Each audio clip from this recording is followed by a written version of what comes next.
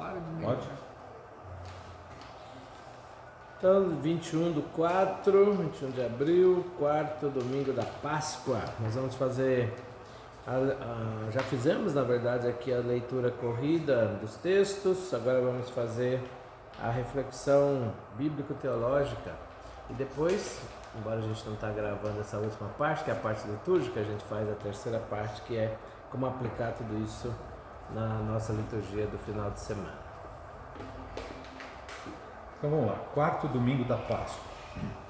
Primeira leitura dos Atos dos Apóstolos. Começando aqui pelo capítulo 4. Interessante, os primeiros capítulos dos Atos dos Apóstolos são bem tranquilos, né? Narra a ascensão, narra a substituição de Judas, ou seja, se estabelece novamente o número 12, que é o número do Sinai, é um número importante, né? 12 é um número que nos lembra a aliança. 12 é o número das 12 tribos de Israel que fez aliança com Deus no Sinai. Depois narra a experiência de Pentecostes, né?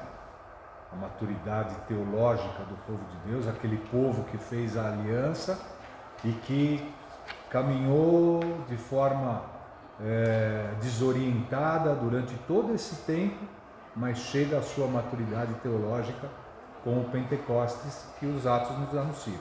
Depois conta um pouquinho das experiências das primeiras comunidades cristãs, e aí no capítulo 3 coloca-se Pedro e João entrando no templo. Isso é interessante. Eles estão entrando no templo na hora nona, que é muito importante. A hora nona, ou 3 horas da tarde, é a hora do sacrifício no templo. E o que aconteceu também às 3 horas da tarde? A hora da morte de Jesus, a hora que Jesus foi crucificado. Então, Pedro e João estão entrando no templo e colocam na porta de entrada, na entrada do templo, um aleijado, um paralítico de nascença. Ele não tem acesso, ele não está conseguindo entrar no templo. Ele não pode entrar, ele fica fora, fica na porta. E ele pede ajuda para Pedro e para João. E Pedro e João olham para ele e dizem para o paralítico: olha para nós. Nós não temos nem ouro nem prata, mas aquilo que nós temos nós te damos. Em nome de Jesus Cristo, o Nazareno, levanta e anda. E o paralítico, o aleijado, andou. E entrou com eles no templo, teve acesso a Shekinah, né? A presença de Deus, a glória de Deus. Nosso grupo de jovens aqui da paróquia está com o nome de Shekinah, né? A presença de Deus, a glória de Deus que está presente no templo. Então, por causa justamente do Cristo morto e ressuscitado, é que ele anda. E andar também nas Escrituras é interessante, tem o sentido de que ele acreditou, teologicamente ele acreditou, né? Por isso ele andou. Então veja, esse é o pano de fundo. E aí os sacerdotes, os saduceus, os anciãos, a aristocracia teológica daquela época, do judaísmo, né? Questionam a Pedro e perguntam para ele: em nome de quem e com que poder você está fazendo essas coisas, né? E aí Pedro dá essa resposta interessante que o capítulo 4 narra para a gente. Então, Pedro, cheio do Espírito Santo, disse: chefes do povo e anciãos, hoje estamos sendo interrogados por termos feito bem a um enfermo e pelo modo como foi curado. Então, eles perguntaram: no nome de quem e com que poder? Pedro responde: ficais, pois, sabendo, todos vós e todo o povo de Israel, é pelo nome de Jesus Cristo, de Nazaré.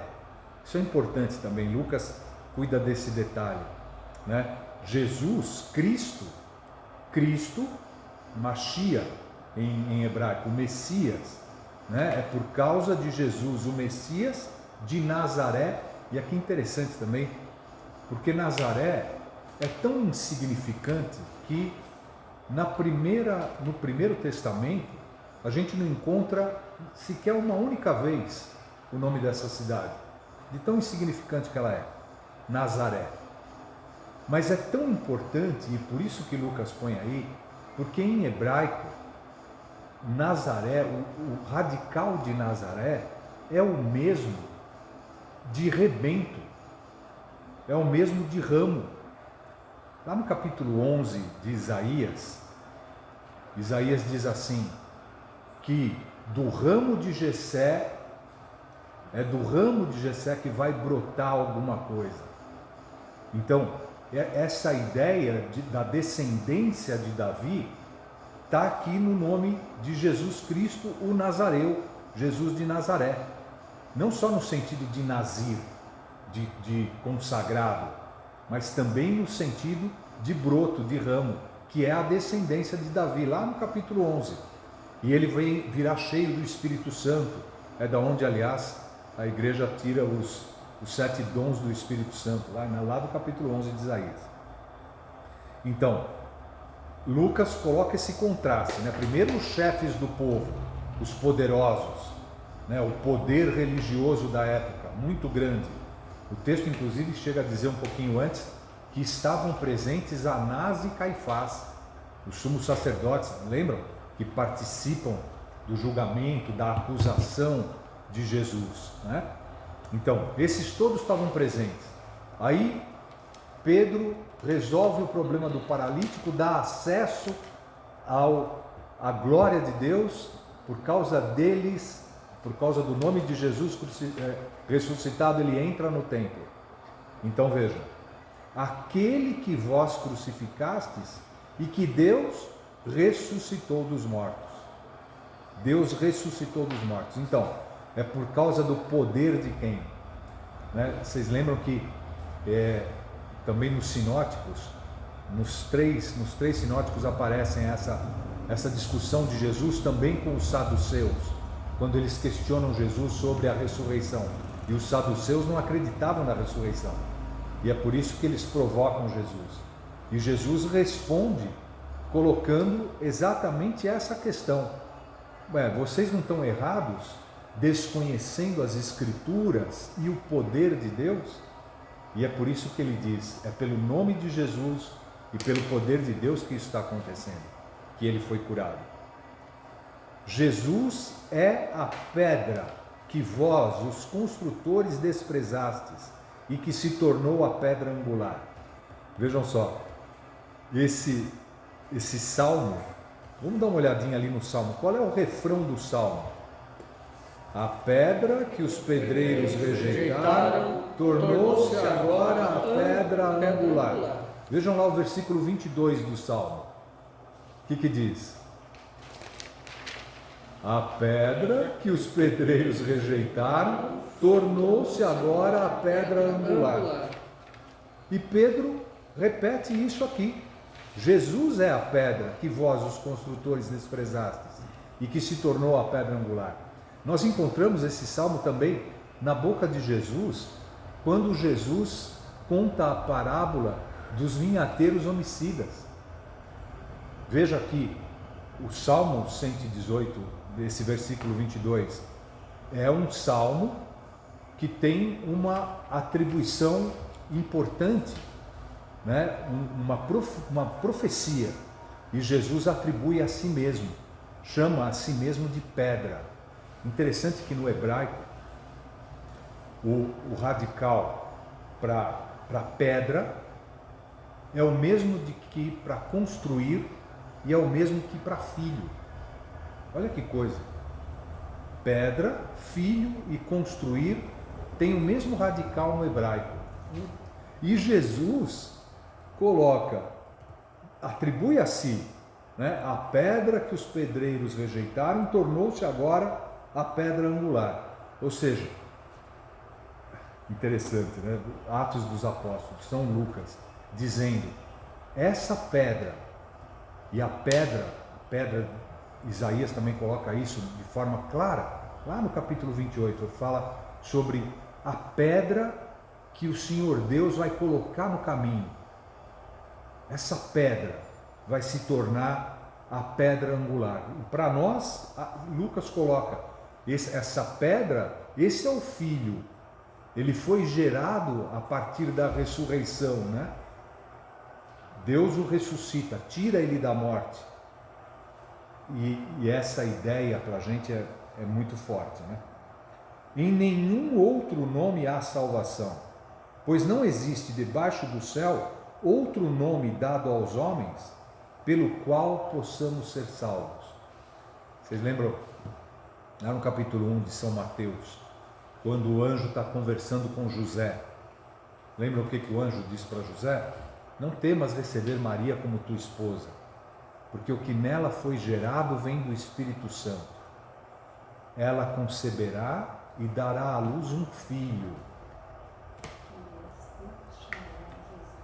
e ele se chamará Jesus. Exatamente, Teresa. Por quê? Porque ele salvará, ele vai salvar o seu povo dos seus pecados. O nome de Jesus, Yehoshua, em hebraico, significa exatamente isso. Deus salva. Coisa linda. Então não existe outro nome através do qual a gente possa ser salvo, né? E aí o Salmo, essa resposta maravilhosa. E a segunda leitura. Caríssimos, vede que grande presente de amor o Pai nos deu, de sermos chamados filhos de Deus, e nós o somos. Interessante, Isaías de novo coloca isso para a gente lá no capítulo 63 e 64. Senhor, tu és nosso Pai. Ainda que Abraão não nos reconhecesse, ainda que Israel não desse atenção a nós, tu és nosso Pai e nosso Redentor. A paternidade aí, nesse versículo de Isaías, está ligada à libertação do Egito, nosso Redentor. Vocês lembram? Na missa do sábado de Aleluia, nós proclamamos o capítulo 15 do livro do Êxodo, que conta exatamente a libertação do Egito, é o canto da vitória. E lá no canto da vitória, Deus é colocado como aquele que nos redimiu, nosso Redentor, aquele que nos redime, que nos compra, o povo. Nós somos o povo que tu comprastes. Vejam que interessante, São João usa esse mesmo termo, redimir. Comprar em hebraico é kaná. E São João coloca no primeiro sinal que ele conta de Jesus, acontece num casamento em Caná da Galileia, né? Então, Deus nosso Pai, como nosso Redentor, como povo que nós somos, redimidos por Ele, libertados, então aquela ideia da libertação. E um pouquinho mais para frente, no capítulo 64, ele coloca, sim, tu és nosso Pai, tu és nosso Pai. Nós somos o pó, nós somos a argila, e tu és o nosso oleiro. Tu és nosso Pai que nos criaste. Então, além da ideia de um Pai libertador, a ideia de um Pai criador. Nós somos filhos de Deus. Muito, muito rico isso. E São João, nessa primeira carta, coloca Jesus Cristo, morto e ressuscitado, como aquele que é capaz de, durante toda a história, o povo se afastou da paternidade de Deus por causa da sua maldade. Mas São João nos diz que grande presente de amor, olha o amor presente, o Pai nos deu, de sermos chamados filhos de Deus, e nós o somos. Se o mundo não nos conhece, é porque não conheceu o Pai, aquela ideia anterior, né? Não estáis vós errados por desconhecer as Escrituras e o poder de Deus? Caríssimos, desde já somos filhos de Deus, mas nem sequer se manifestou o que seremos. Sabemos que quando Jesus se manifestar, seremos semelhantes a Ele, porque o veremos tal como Ele é. Interessante, a teologia sempre coloca uma visão de futuro, de esperança, de solução, de algo que de fato vai acontecer pela graça de Deus. Mas veja que nós somos desafiados, né? Somos filhos a partir da justiça, da vivência da justiça e do direito, né? Um desafio lindo, mas coisa maravilhosa, porque nós recebemos um presente do amor do Pai. Coisa linda, né? E aí o Evangelho, capítulo 10 de São João. Então, naquele tempo disse Jesus: eu sou o bom pastor.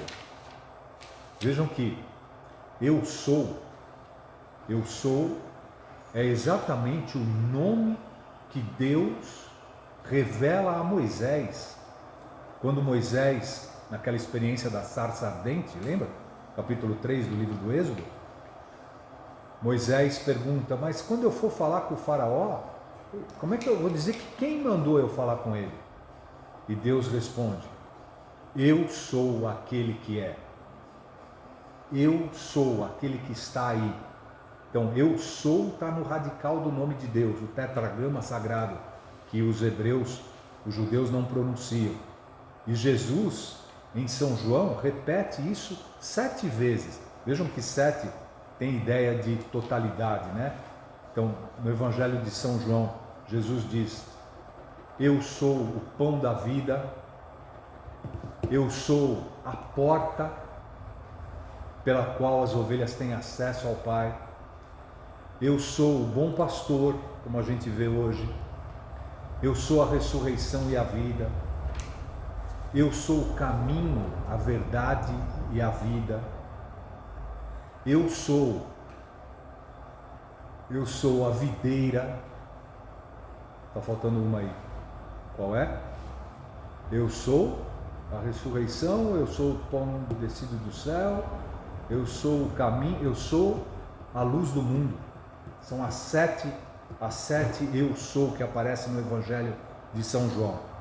E aqui a gente escuta isso, né, na boca de Jesus: eu sou o bom pastor. Vejam que essa imagem de pastor é muito forte para o povo da Bíblia. Abraão era pastor, os descendentes de Abraão eram pastores. Moisés, um dos ícones mais fortes do judaísmo, era pastor. Vocês lembram? Moisés estava apacentando o rebanho de Jetro, seu sogro, quando ele é chamado a ser pastor do povo. Davi era pastor, o rei Davi. Davi, vocês lembram? Na primeira carta, no primeiro livro de Samuel, capítulo 16, conta exatamente a ideia, essa ideia de Davi que foi chamado, ele estava no pastoreio e ele veio para ser ungido. Então, as Escrituras, o Evangelho não podia deixar de colocar em Jesus essa imagem de bom pastor também, né? Eu sou o bom pastor dá a vida pelas suas ovelhas. O mercenário que não é pastor e não é dono das ovelhas, vê o lobo chegar, abandona as ovelhas e foge, e o lobo as ataca e dispersa, pois ele é apenas um mercenário, trabalha por dinheiro, né? E não se importa com as ovelhas. Eu sou o bom pastor, repete. Conheço as minhas ovelhas e elas me conhecem, assim como o Pai me conhece e eu conheço o Pai. Vejam que conhecer é o verbo da aliança, né? Não é apenas um conhecimento intelectual, é um conhecimento de experiência íntima com Deus. É um conhecimento que o autor do Evangelho, né, está baseado exatamente no Cristo morto e ressuscitado, para nos mostrar que essa é a imagem do pastor. A gente encontra lá no livro do profeta Ezequiel, no capítulo 34. Deus vai preparar um pastor para o seu povo. E o capítulo 34 mostra como é que se comporta esse pastor. Depois vale a pena vocês darem uma olhadinha lá no capítulo 34 de Ezequiel. Conta exatamente que esse pastor, quer dizer, a imagem messiânica, e quando Jesus atribui a si, eu sou o bom pastor, ele está atribuindo a si essa ideia, eu sou o Messias, né? Que estava previsto lá nas Escrituras. E no capítulo 36 também de Ezequiel, diz que Deus vai transformar o rebanho no povo. Então, nós somos o rebanho. Nós não somos, obviamente, cabritas, bezerros e ovelhas, né? Nós somos humanos. Então, o rebanho humano de Deus, que tem em Jesus a imagem e a figura do pastor. Então vejam que desafio nós temos, né? Que a igreja tem, né? Os nossos pastores serem como Jesus foi, como Jesus é, né? E como é que ele é? Eu dou a minha vida pelas minhas ovelhas. Tenho ainda outras ovelhas que não são deste redil. Também a elas devo conduzir. Elas escutarão a minha voz e haverá um só rebanho e um só pastor. São João ressalta a importância daqueles que foram escolhidos, né? Os judeus que foram escolhidos como povo eleito, mas aí ele amplia essa salvação, esse pastoreio para toda a humanidade, né? É por isso que o Pai me ama, porque eu dou a minha vida para depois recebê-la novamente. Ninguém tira a minha vida, eu a dou por mim mesmo. Tenho o poder de entregá-la e tenho o poder de recebê-la novamente. Essa é a ordem, esse é o mandamento que eu recebi do meu Pai, né? Vejam com que tranquilidade Jesus diz: eu tenho a vida está em mim e ninguém me tira a vida. Aquilo que nós vimos na cruz foi uma oferta, uma entrega livre de Jesus pela nossa salvação. Então, é através dessa porta, desse pastor, é ele que nós temos que seguir. E é esse o desafio da liturgia desse final de semana. Vamos refletir sobre